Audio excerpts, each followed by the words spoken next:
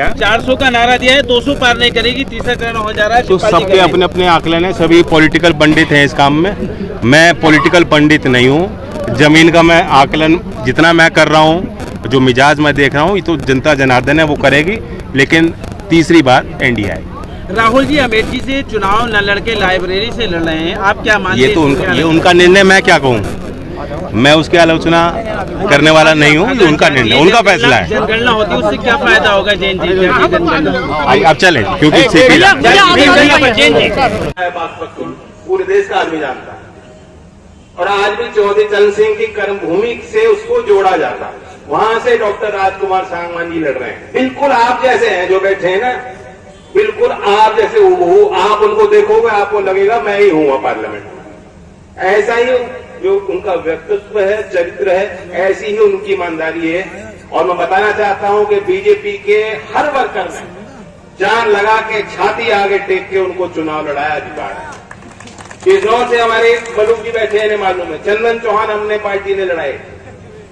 अपना चुनाव मान करके हर समाज में जा जाके, गलियों में जाकर के बीजेपी के कार्यकर्ताओं ने, नेताओं ने वोट मांगी है। मुख्यमंत्री के 2-2, 3-3 बार सभाएं हुई वहां, सारे नेता गए।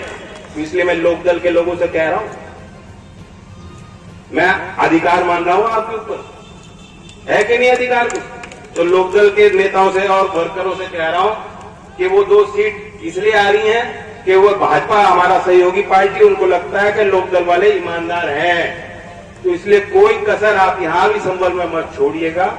हमारे परमेश्वर जी को ताकत दीजिएगा। इनका सिंबल कमल का फूल है। इनका सिंबल ही नहीं, यहाँ संबल में मेरा सिंबल भी कमल का फूल है।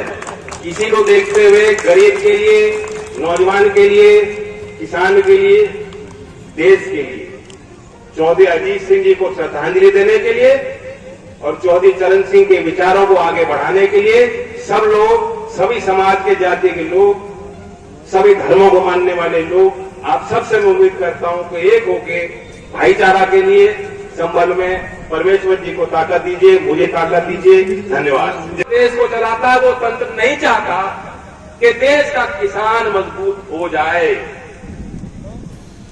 मुख्य कारण यह है, और इसलिए आपको मजबूत वकील की जरूरत है। अगर संभल का मजबूत वकील, मजबूत सांसद पार्लियामेंट में होता तो वो लड़ भी जाता उनसे कि नहीं, यहाँ स्पाइस पार्क बनाइए, यहाँ खेती भी है, किसान भी है और फायदा पूरी नहीं है।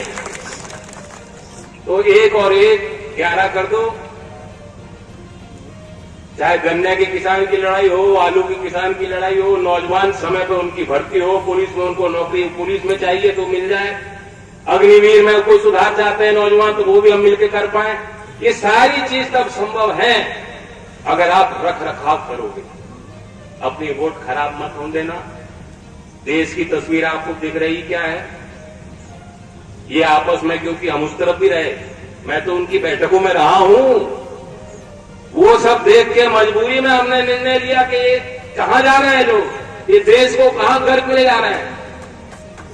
चौधरी साहब की बात दूसरी तरफ एनडीए में कर रहे हैं, वो भारत रत्न को देना चाह रहे हैं, प्रधानमंत्री भारत रत्न दे रहे हैं, सर्वोच्च सम्मान, सबसे बड़ा सम्मान देश का दे रहे हैं, और यहां ये लोग आपस में भिड़ रहे हैं।